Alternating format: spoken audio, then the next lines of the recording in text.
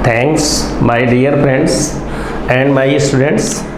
मित्रों, जैसे कि आपको पता है कि मैंने गत वीडियो में सेमिनार को एनालाइज किया था कि सेमिनार क्या है, सेमिनार कब आयोजित होता है, सेमिनार की प्रासंगिकता क्या है, सेमिनार कितने प्रकार का होता है। मैंने एक एक बिंदुओं का विश्लेषण किया था। नेट फर्स्ट पेपर में सेमिनार और कॉन्फ्रेंस या सेमिनार और सम्मेलन, इन दोनों से एक प्रश्न प्रायः पूछ लिए जाते हैं, चाहे वह सेमिनार से आ जाए चाहे वह कॉन्फ्रेंस से आ जाए।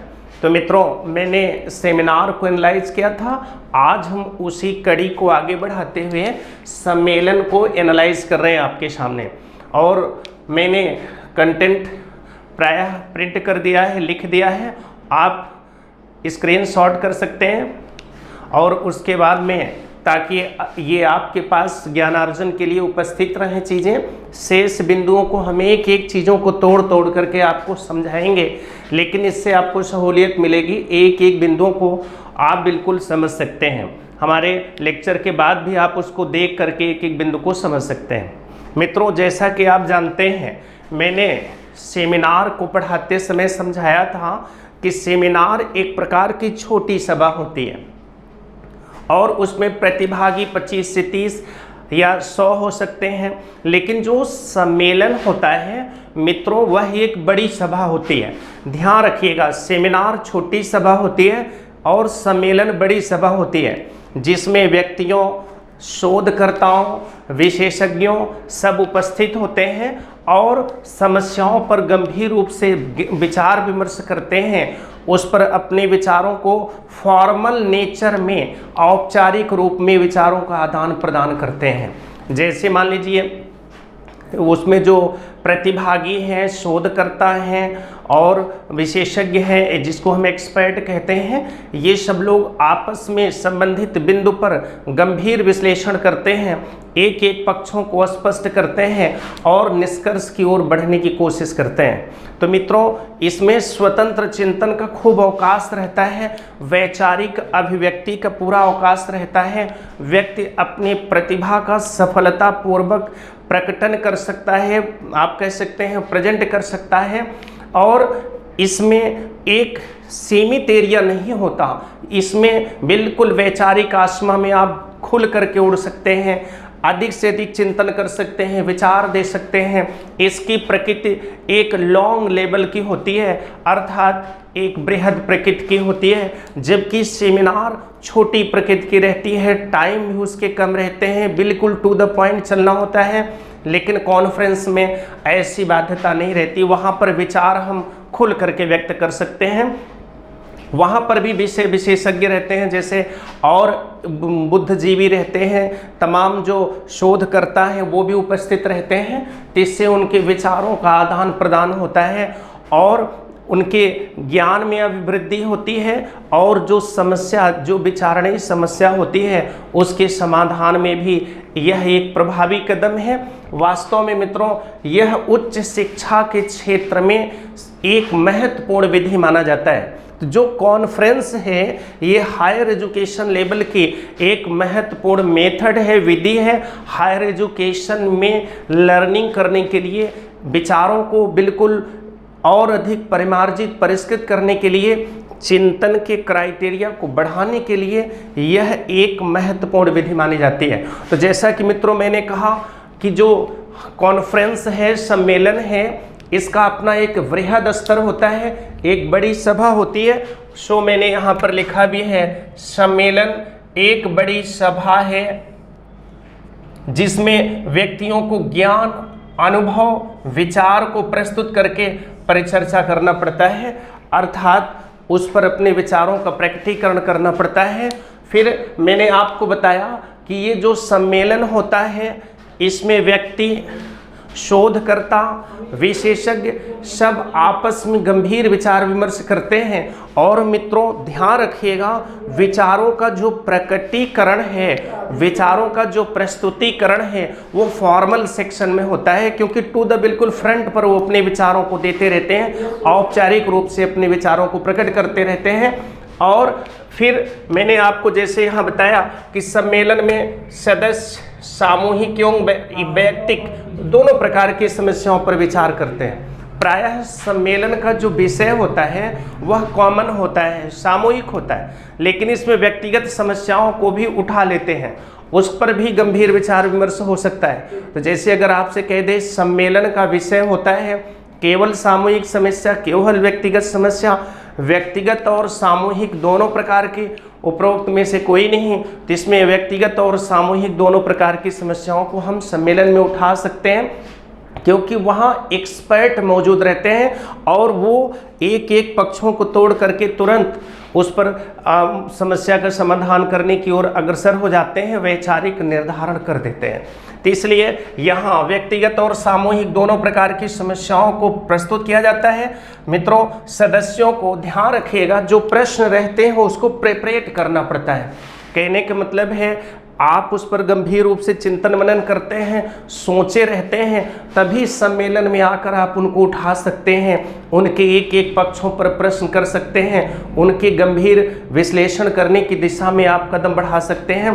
तो इस तरह से कहते हैं कि सदस्यों को प्रश्नों को तैयार करना पड़ता है, परिचर्चा को प्रभावी बनाने की कोशिश करनी पड़ती है, क्योंकि अगर आप सम्मेलन में चूंकि शोधकर्ता होते हैं, विषय विशेषज्ञ होते हैं, ये सब जिस समय कॉन्फ्रेंस करते हैं उसमें प्रत्येक जो सदस्य होते हैं उनको प्रश्नों को बिल्कुल प्रिपरेट करना पड़ता है, एक एक तथ्यों को समझना पड़ता है, कहाँ से कैसे प्रश्न उठाना है, कैसे उस पर चर्चा करनी है, समस्या का कौन सा ऐसा पक्ष है जो अत्यधिक जटिल और दुरूह है, इन सारे बिंदुओं पर पूरा फोकस किया जाता है सम्मेलन के अंतर्गत। फिर उसके बाद जैसा कि मैंने यहाँ लिखा है, मैं पहले भी लेक्चर में बोल दिया हूँ कि सम्मेलन सेमिनार से बड़ा होता है।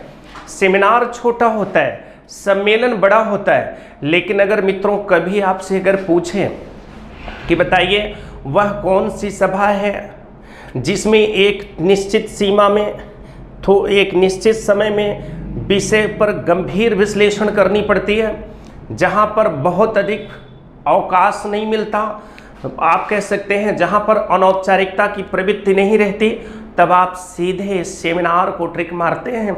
लेकिन जहाँ पर वैचारिक चिंतन का अवकाश बृहद होता है, उस पर हम खुल करके अपने विचारों को रख सकते हैं, बंधन नहीं रहता, सीमितता का काफ़ी दायरा एकदम आप कह सकते हैं कि बड़ा होता है, आप ये भी कह सकते हैं सीमित एरिया कम रहती है, वैचारिक एरिया का जो विस्तार है वो काफ़ी अधिक रहता है। अर्थात जो चिंतक होते हैं, विचारक होते हैं, वो वैचारिक आसमा में खुल करके उड़ सकते हैं।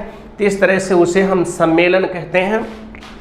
इसमें आपने देखा कि व्यक्तियों, शोधकर्ताओं,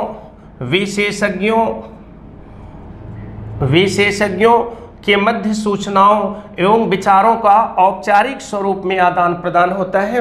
तो मित्रों ध्यान रखिएगा, यद्यपि इसमें अनौपचारिक प्रवृत्तियां भी पाई जाती हैं, लेकिन जो विचारों का आदान प्रदान होता है वह फॉर्मल सेक्शन में होता है, क्योंकि कॉन्फ्रेंस में भी लोग अपने फ्रंट पर आकर अपने विचारों को रखते हैं।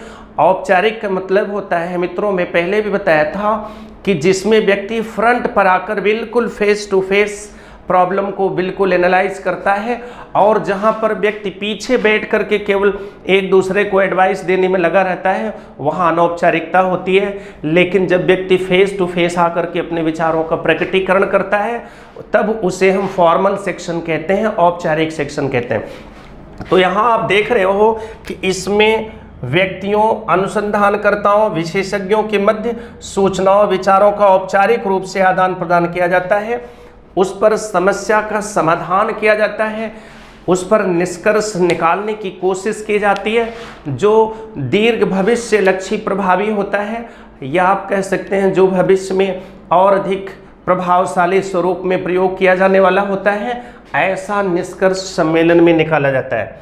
फिर उसके बाद मैंने लिखा है कि हायर एजुकेशन के लिए महत्वपूर्ण माना जाता है।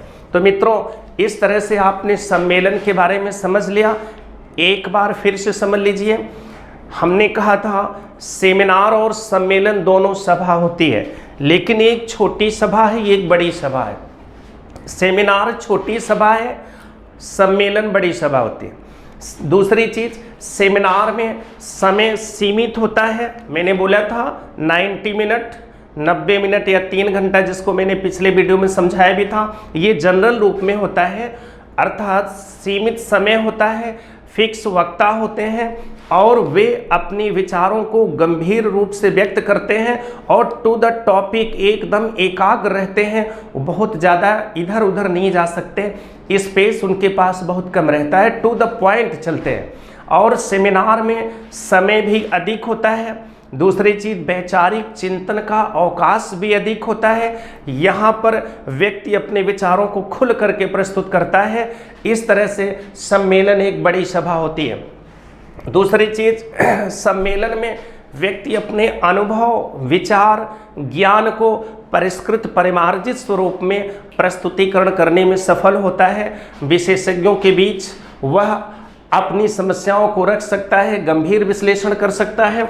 फिर उसके बाद मैंने बताया था कि यद्यपि सम्मेलन में सामूहिक विषय पर विचार विमर्श किया जाता है, लेकिन इसमें व्यक्तिगत प्रॉब्लम भी उठाए जा सकते हैं। तो सामूहिक और व्यक्तिगत दोनों प्रकार की समस्याओं का प्रस्तुतिकरण किया जा सकता है। फिर उसके बाद सदस्यों को, आप देख रहे हैं, प्रश्नों को तैयार करना पड़ता है जिससे परिचर्चा को प्रभावी बनाया जा सके। मित्रों, यहाँ परिचर्चा है, परि माने चारों तरफ, चर्चा माने बहस करना। इसका मतलब जब सब लोग फेस टू फेस होकर के आपस में विचारों का आदान प्रदान करते हैं, गंभीर चिंतन मनन करते हैं और उसमें एक दूसरे से डिस्कस करके उसका विश्लेषण करते हैं, उसी को मित्रों हम लोग परिचर्चा कहते हैं। तो कह रहा है परिचर्चा को प्रभावी बनाया जाता है। फिर मैंने आपसे बताया कि यह सेमिनार से बड़ा होता है। यह सेमिनार, कह सकते हैं कि सेमिनार सम्मेलन सेमिनार से बड़ा होता है, क्योंकि सेमिनार छोटा है, सम्मेलन बड़ा है, इसलिए मैंने यहाँ लिखा हुआ था। फिर मैंने कहा कि जो व्यक्ति हैं सम्मेलन में जो उपस्थित हुए, जो शोध करता है, जो उसमें आप कह सकते हैं विषय विशेषज्ञ हैं, एक्सपर्ट हैं, वे अपने विचारों को बिल्कुल फॉर्मल सेक्शन में प्रस्तुत करते हैं, औपचारिक स्वरूप में वे अपने विचारों को प्रकट करते हैं। मित्रों, इस तरह से आपको ध्यान रखना है कि औपचारिक रूप से प्रकट करके समस्या का प्रभावी समाधान करते हैं और निष्कर्षों को निकालते हैं। उसके बाद फिर मैंने आपको समझाया था कि ये हायर एजुकेशन के लिए एक महत्वपूर्ण विधि मानी जाती है। कहने का मतलब ये जो सम्मेलन है, कॉन्फ्रेंस है, ये हायर एजुकेशन के लिए एक महत्वपूर्ण विधि है। यद्यपि सम्मेलन में अनौपचारिकता की भी प्रवृत्ति होती है, लेकिन जो डिस्कशन है, प्रश्नों का जो प्रस्तुतिकरण है, गंभीर विश्लेषण है, विचार विमर्श है, अनुभवों का आदान प्रदान है, ज्ञान का आदान प्रदान है, यह फॉर्मल सिस्टम में होता है, औपचारिक रूप से होता है। फिर मित्रों, एक प्रश्न या तो इधर से आ गया, इससे या तो उठ जाता है, नहीं तो कोई एग्जाम्पल दे करके आपसे सीधे पूछ लेता है यह सम्मेलन का कौन सा स्वरूप है। जैसे मान लीजिए कोई रीजनल कॉन्फ्रेंस होता है, रीजनल प्रॉब्लम होती है, जैसे इसको हम रीजनल कॉन्फ्रेंस कहते हैं, इसको नेशनल कॉन्फ्रेंस कहते हैं, इसको इंटरनेशनल कॉन्फ्रेंस कहते हैं। तो मित्रों, समझ करके आपको चलना है रीजनल कॉन्फ्रेंस में किया क्या जाता है। रीजनल कॉन्फ्रेंस में क्षेत्रीय समस्याओं को उठाया जाता है। जैसे मान लीजिए आपके क्षेत्र में, आपके विधानसभा के क्षेत्र में जो विधानसभा के जो सदस्य होंगे वो आएंगे, क्षेत्र की समस्याओं को रीड करेंगे, कहाँ नाली की समस्या है, कहाँ नहर की दिक्कत है, कहाँ पानी की व्यवस्था है, कहाँ सड़क नहीं है। ये जो गंभीर रूप से क्षेत्रीय समस्याओं पर विचार करते हैं, तो उसके लिए एक सभा आयोजित की जाती है। तो मित्रों, क्षेत्रीय स्तर पर समस्याओं को रीड करने, विश्लेषण करने, समाधान करने के लिए जो सम्मेलन आयोजित किया जाता है उसे हम क्षेत्रीय सम्मेलन कहते हैं, इंग्लिश में रीजनल कॉन्फ्रेंस कहते हैं। दूसरा मित्रों, जब नेशनल लेवल पर प्रॉब्लम को रीड किया जाता है, उसका समाधान किया जाता है, गंभीर विश्लेषण किया जाता है, और इन सब के लिए आप देखते हो कि वहाँ पर एक सभा आयोजित की जाती है, तो उसे हम नेशनल कॉन्फ्रेंस कहते हैं, राष्ट्रीय सम्मेलन कहते हैं। तो मित्रों, जब नेशनल लेवल पर प्रॉब्लम को रीड करने, एनालाइज करने, समस्या का निष्कर्ष निकालने, समाधान करने के लिए जो सम्मेलन बुलाया जाता है उसे हम नेशनल कॉन्फ्रेंस कहते हैं, राष्ट्रीय सम्मेलन कहते हैं।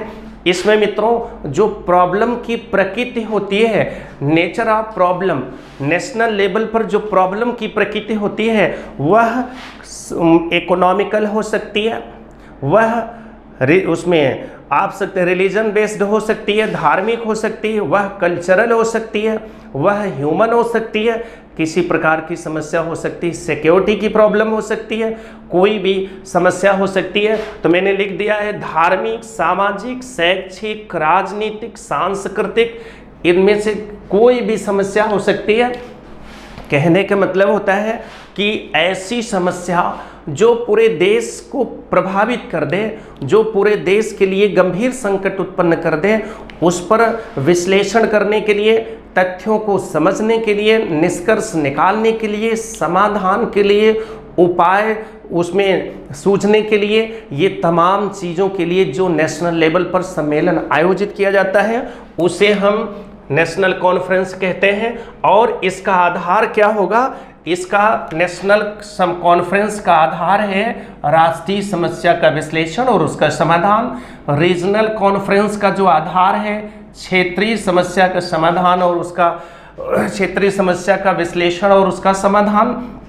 अब मित्रों एक तीसरा आता है जिसे हम इंटरनेशनल कॉन्फ्रेंस कहते हैं। आप देख पा रहे होंगे इंटरनेशनल कॉन्फ्रेंस मित्रों यह अंतर्राष्ट्रीय स्तर की समस्याओं के संबंध में आयोजित होता है। इसके जो कन्वीनर होते हैं, जो इसके आयोजक होते हैं, वो अंतर्राष्ट्रीय स्तर की संस्थाओं के प्रतिभागी होंगे, या आप कह सकते हैं इंटरनेशनल स्तर पर जो इंटरनेशनल ऑर्गेनाइजेशन होते हैं वो इंटरनेशनल प्रॉब्लम को जस्टिफाई करने के लिए, उसका विश्लेषण करने के लिए, उस पर समाधान ढूंढने के लिए जो इंटरनेशनल स्तर पर कॉन्फ्रेंस बुलाते हैं उसे हम अंतर्राष्ट्रीय सम्मेलन कहते हैं। दूसरे शब्दों में हिंदी में भी इसको कह सकते हैं कि जब हम लोग देखते हैं कि अंतर्राष्ट्रीय स्तर पर तमाम अंतर्राष्ट्रीय संस्थाएं, चाहे वो IMF हो, चाहे वो विश्व बैंक हो, चाहे वो जलवायु परिवर्तन से संबंधित संस्थाएं हों, चाहे वह परमाणु बम को रोकने, परमाणु परीक्षण को रोकने से संबंधित संस्थाएं हों, चाहे वो यूनिसेफ हो, जो भी हैं, जब यह किसी अंतर्राष्ट्रीय समस्या का विश्लेषण करने, समीक्षा करने, समाधान ढूंढने के लिए सम्मेलन बुलाते हैं उसे हम इंटरनेशनल सम्मेलन कहते हैं, अंतर्राष्ट्रीय सम्मेलन कहते हैं। मित्रों अंतर्राष्ट्रीय सम्मेलन में समस्या ह्यूमन भी हो सकती है, समस्या इकोनॉमिकल भी हो सकती है, समस्या सिक्योरिटी की भी हो सकती है, समस्या क्लाइमेटिक भी हो सकती है, कोई भी समस्या हो सकती है जो पूरे वर्ल्ड को प्रभावित करती है। जैसे इन करंट सेशन में मित्रों आप देख रहे होंगे जलवायु जो क्लाइमेटिक चेंज हो रहे हैं, जो लगातार पृथ्वी के टेम्परेचर में परिवर्तन हो रहे हैं, और दूसरी चीज़ आप विकासशील बनाम विकसित देशों के बीच में जो इकोनॉमिकल फैक्ट को लेकर के लड़ाई चल रही है, वैश्विक स्तर पर जो एक देश से दूसरे देश की सीमाओं का उलझन फंसा हुआ है और पता लगता है उसमें कोई इंटरनेशनल स्तर की गंभीर समस्या आ गई, तो इन सब चीज़ों के विश्लेषण के लिए, या आप कह सकते हैं मानवाधिकार से संबंधित कोई गंभीर मुद्दा आ गया, इन सब चीज़ों के विश्लेषण के लिए आप देखते हो इंटरनेशनल स्तर पर जो कॉन्फ्रेंस आयोजित किया जाता है उसको हम लोग अंतर्राष्ट्रीय सम्मेलन कहते हैं। तो मित्रों आप पढ़ चुके सम्मेलन के 3 स्वरूप होते हैं, एक रीजनल कॉन्फ्रेंस, दूसरा नेशनल कॉन्फ्रेंस, तीसरा इंटरनेशनल कॉन्फ्रेंस। रीजनल कॉन्फ्रेंस में क्षेत्रीय सम्मेलन में आधार क्षेत्रीय समस्याएं होती हैं और क्षेत्रीय समस्याओं को रीड करने, उनको एनालाइज करने, उनका समाधान ढूंढने के लिए जो क्षेत्रीय स्तर पर सम्मेलन आयोजित किया जाता है उसे हम रीजनल कॉन्फ्रेंस कहते हैं, क्षेत्रीय समस्या कहते हैं। दूसरा आता है नेशनल लेवल। तो मित्रों जो राष्ट्र के स्तर पर समस्याएं उत्पन्न होती हैं, चाहे वह समस्याएं धार्मिक हो, चाहे सामाजिक हो, चाहे शैक्षिक हो, चाहे राजनीतिक हो, चाहे सांस्कृतिक हो, इनमें से कोई भी समस्या हो सकती है, आप देखते हो या डेमोग्राफिकल हो, कोई भी समस्या हो, इनके विश्लेषण के लिए, इनको रीड करने, विश्लेषण करने, समाधान करने के लिए जो सम्मेलन आयोजित किया जाता है उसको हम नेशनल सम्मेलन कहते हैं, नेशनल कॉन्फ्रेंस कहते हैं, राष्ट्रीय सम्मेलन कहते हैं, और इसका आधार राष्ट्रीय समस्याएं होते हैं। फिर अंतर्राष्ट्रीय सम्मेलन है मित्रों, इसका आधार अंतर्राष्ट्रीय समस्याएं होती हैं। वह समस्याएं मानवीय भी हो सकती हैं, आर्थिक भी हो सकती हैं, सुरक्षा संबंधी भी हो सकती हैं, जलवायु परिवर्तन से हो सकती हैं, कोई भी जो इंटरनेशनल स्तर पर समस्या पूरे विश्व को प्रभावित कर रही हैं उसके संबंध में जो कॉन्फ्रेंस आयोजित किया जाता है उसे हम अंतर्राष्ट्रीय सम्मेलन कहते हैं। इसके लिए मित्रों प्रायः अंतर्राष्ट्रीय स्तर की जो संस्थाएं होती हैं वह इन कॉन्फ्रेंस को आयोजित करती हैं। फिर उसके बाद प्रोसेस आता है, कैसे ये सम्मेलन की प्रक्रिया कैसे चलती है। तो मित्रों मैंने पहले सेमिनार में आपको विधिवत समझाया था, एक एक चीज़ों को समझाया था। अब हम आज से इसमें सम्मेलन में भी स्पष्ट कर देना चाहते हैं कि इसमें कितने चरण होते हैं, कौन कौन प्रक्रियाएं चलती हैं। तो मित्रों जो स्टार्टिंग होता है, जब हम प्रारंभ करते हैं, इसमें हम नॉर्मली 4 स्टेप देते हैं। प्रारंभ करना, स्टार्टिंग, दूसरा परिचर्चा करना, तीसरा समापन करना, फिर सम्मेलन के बाद क्या कंडीशन बनती है। ये 4 बिंदु हम सामने रखे हैं। तो आप देख रहे हो कि मित्रों जो स्टार्टिंग की जाती है, जब सम्मेलन की स्टार्टिंग होती है तो जो चेयरमैन होता है, अध्यक्ष होता है, वह कॉन्फ्रेंस क्यों आयोजित किया गया इसका विजन बताता है। क्यों आप लोग कॉन्फ्रेंस में आए हो इसका उद्देश्य स्पष्ट करता है।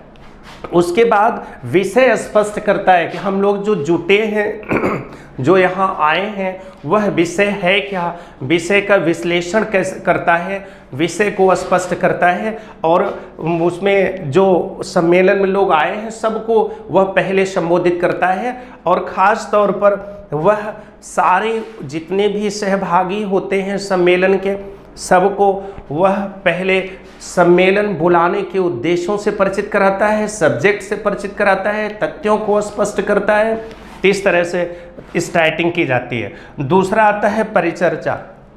तो मित्रों अध्यक्ष की अनुमति से फिर सम्मेलन की प्रक्रिया शुरू होती है, जिसमें सदस्यगण क्वेश्चनियर मेथड से, प्रश्नोत्तर विधि से अपनी परिचर्चा को प्रारंभ करते हैं और गंभीरता पूर्वक उसमें विषय से संबंधित सभी पक्षों पर फोकस करते हैं और जम करके इसमें डिस्कशन होता है, विचारों का आदान प्रदान होता है, अनुभव और ज्ञान का आदान प्रदान होता है। इस तरह से यह एक महत्वपूर्ण पक्ष है, पूरे सम्मेलन का महत्वपूर्ण पक्ष होता है, जिस पर समस्या के एक एक भागों पर गंभीर चर्चा कर दी जाती है। कोई भाग शेष नहीं बचता, एक एक पक्षों को एनालाइज किया जाता है ताकि उसका कोई प्रभावी समाधान निकल सके। तो ये है मित्रों परिचर्चा की कंडीशन। तीसरा आता है, अब परिचर्चा जब खत्म हो जाती है तो उसके बाद जो चेयरमैन होता है, अध्यक्ष होता है, वह ब्रीफ करता है। कहने का मतलब है जो भी विचार आए हैं वह पूरे सम्मेलन का सार संक्षेप प्रस्तुत करता है। तो मैंने यहाँ लिखा है सभी बिंदुओं का संक्षिप्त निष्कर्ष वह प्रस्तुत करता है, कौन, जो अध्यक्ष होता है। उसके बाद केवल निष्कर्ष निकालना ही महत्वपूर्ण नहीं है, बल्कि उसके बाद जितने भी प्रतिभागी हैं, जितने भी लोग वहाँ पर भाग लिए हैं, सबको निष्कर्ष की प्रतिलिपि भी उपलब्ध कराया जाता है। तो मित्रों पहला होगा स्टार्टिंग। स्टार्टिंग करेगा कौन? चेयरमैन, जो अध्यक्ष होगा, और वह सम्मेलन के विजन को बताएगा, सम्मेलन के विषय को स्पष्ट करेगा, सदस्यों को धन्यवाद देते हुए उनको संबोधित करेगा। उसके बाद फिर सेकंड होगा परिचर्चा। परिचर्चा में वह क्वेश्चनियर, वह अनुमति देगा, जितने भी सदस्यगण होंगे क्वेश्चनियर मेथड का प्रयोग करते प्रश्नोत्तर के माध्यम से औपचारिक रूप से विचारों का आदान प्रदान करेंगे, समस्या का गंभीर विश्लेषण करेंगे। फिर उसके बाद जब परिचर्चा कंप्लीट हो जाती है, फिर उसके बाद अध्यक्ष सभी बिंदुओं पर एक संक्षिप्तीकरण प्रस्तुत करता है, कंक्लूजन देता है, जिसको हम कहते हैं सार संक्षेप प्रस्तुत करना। ठीक है, अर्थात वह कॉन्फ्रेंस को ब्रीफ करता है। उसके बाद फिर होता क्या है कि जब वह ब्रीफ कर देता है, निष्कर्ष प्रस्तुत कर देता है।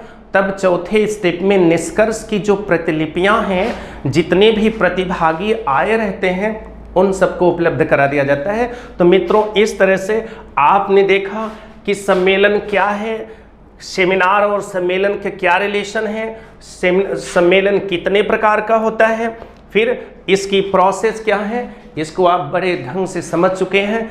अब मित्रों, एक प्रश्न कभी कभी पूछा जाता है, आपके यहाँ प्रश्न पूछा जा सकता है कि ये बताइए, अगर मान लीजिए सेमिनार हो और सम्मेलन हो और दोनों की प्रभावशीलता पर प्रश्न उठ जाए कि आखिर इसमें प्रभावशील कौन है, आखिर इसमें ये प्रश्न उठ जाए कि कौन प्रभावशील है, तब आप ट्रिक मारेंगे सेमिनार प्रभावशील होता है। मित्रों, हमेशा ध्यान रखना है, प्रभावशीलता में सेमिनार नंबर 1 पर है। क्यों? क्योंकि इसमें सीमित समय में गंभीर विषय पर विश्लेषण किया जाता है। तो इस तरह से मित्रों आपको ध्यान रखना है, यहाँ पर जो भी प्रश्न आएंगे उनके यही सेक्शन बनते हैं। पहला आप देख रहे हैं जनरल परिचर्चा से, जनरल उसमें आप कह सकते हैं परिचय से प्रश्न आ सकता है। दूसरा सम्मेलन के स्वरूप से प्रश्न आ सकता है। तीसरा मित्रों प्रोसेस से प्रश्न आ सकता है, जिसमें 4 स्टेप है, प्रारंभ करना, परिचर्चा करना, समापन, सम्मेलन का निष्कर्ष। इस तरह से आपके सामने प्रश्न आएगा। तो आपसे मैंने एक चीज़ ये भी कहा था कि ये जो हमारा कॉन्फ्रेंस है, जो सम्मेलन है, इसमें और सेमिनार में अधिक प्रभावशील कौन है? तो मित्रों, हमेशा सेमिनार की प्रभावशीलता is greater than conference. Seminar अधिक प्रभावशील होता है कॉन्फ्रेंस के, क्योंकि वहाँ विषय निश्चित और उसके बाद में सीमित समय, टू द पॉइंट, टॉपिक पर विचार विमर्श किया जाता है। तो प्रभावशीलता पर अगर प्रश्न पूछे तो हम सेमिनार को अधिक महत्व देते हैं कॉन्फ्रेंस की तुलना में। अब मित्रों, एक चीज़ और जनरल चर्चा आपके हम कर देंगे। कभी कभी पेपर में प्रश्न पूछ लेता है, वैसे जल्दी आता नहीं है लेकिन पूछा जा सकता है कि बताइए कॉन्फ्रेंस की उपयोगिता क्या है, कॉन्फ्रेंस का लाभ क्या है। तो मित्रों, पहली चीज़ लाभ यह है कि इसमें जो सदस्यगण आते हैं उनमें पारस्परिक सहभागिता, पारस्परिक सहकारिता की प्रवृत्ति का विकास होता है। दूसरी चीज़ लोकतांत्रिक मूल्यों का विकास होता है। तीसरी चीज़ गंभीर समस्या का प्रभावी समाधान ढूंढा जाता है।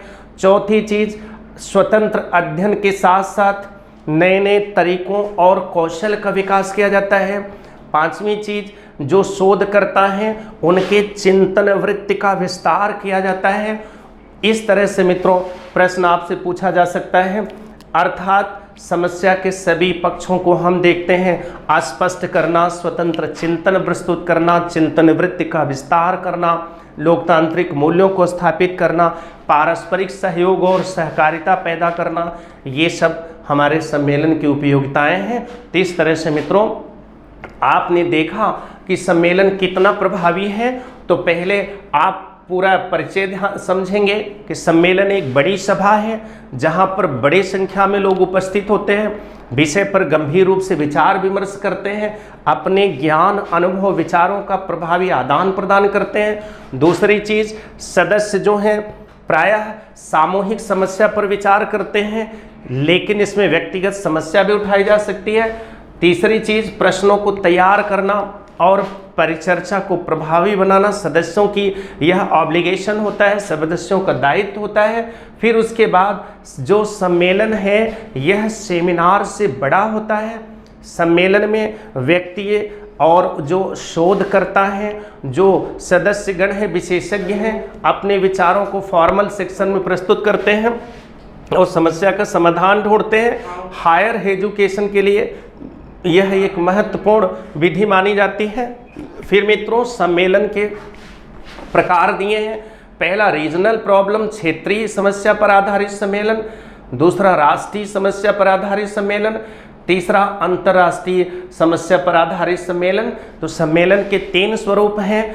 कोई भी मित्रों एग्जाम्पल दे करके आपसे पूछा जा सकता है कि एक विधानसभा के क्षेत्र में यह समस्या है और उस समस्या के समाधान के लिए विधायक जी सारे सदस्यों को बैठाते हैं, सारे कोर कमेटी की बैठक होती है, अधिकारी उपस्थित होते हैं, सम्मेलन आयोजित किया जाता है।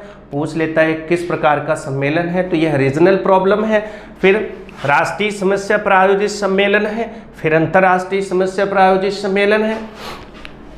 प्रोसेस में मित्रों 4 चरण है। पहला स्टार्टिंग है, जब अध्यक्ष सम्मेलन के उद्देश्य को स्पष्ट करता है, सम्मेलन के विजन से सदस्यों को परिचित कराता है और विषय से परिचित कराता है, उसका विश्लेषण करता है। दूसरी चीज, परिचर्चा प्रारंभ करवाता है और उसकी अनुमति के बाद सभी सदस्य जो हैं प्रश्न उत्तर के माध्यम से अपने विचारों का आदान प्रदान करते हैं, समस्या के एक एक पक्षों का विश्लेषण करते हैं और उसका समाधान सुझाव के रूप में प्रस्तुत करते हैं, परामर्श देते हैं। फिर अध्यक्ष सभी बिंदुओं का संक्षिप्त निष्कर्ष निकालता है। फिर उसके बाद जो निष्कर्ष मिलता है उसे प्रतिलिपि के रूप में सभी प्रतिभागियों को दे दिया जाता है। तो मित्रों इस तरह के 4 स्टेप बनते हैं। फिर मैंने कहा प्रभावशीलता, तो प्रभावशीलता पर अगर प्रश्न पूछे कि कॉन्फ्रेंस अधिक प्रभावशील है कि सेमिनार अधिक प्रभावशील है, तो seminar is greater than conference. प्रभावशीलता में मित्रों, तो प्रभावशीलता में सेमिनार अधिक प्रभावशील होता है कॉन्फ्रेंस के। फिर उसके बाद आपसे अगर इनकी उपयोगिता पर प्रश्न पूछे तो पहला, परस्पर सहकारिता सहयोग के माध्यम से विचारों का आदान प्रदान। दूसरा, लोकतांत्रिक मूल्य डेमोक्रेटिक वैल्यूज, लोकतांत्रिक मूल्यों का विकास। तीसरा, स्वतंत्र चिंतन का स्पेस। चौथा, शोधकर्ताओं के चिंतन वृत्त का विस्तार। पांचवा, शोध समस्या के हर पक्षों पर प्रकाश डालना ताकि शोध समस्या का प्रभावी समाधान प्रस्तुत किया जा सके।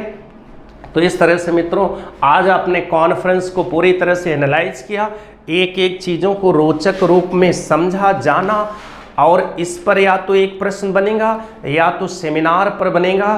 कभी सेमिनार से आता है, कभी कॉन्फ्रेंस से आता है, दोनों आपको अच्छे से तैयार रखना है। तो इन्हीं शब्दों के साथ मित्रों हम आप लोगों को इस आशा और विश्वास के साथ धन्यवाद देते हैं कि आप इसको प्रभावी ढंग से इनिशिएट करेंगे और हम नेक्स्ट वीडियो में एक नए टॉपिक के साथ आपके सम्मुख उपस्थित होंगे। तब तक के लिए थैंक्स, बेस्ट ऑफ लक।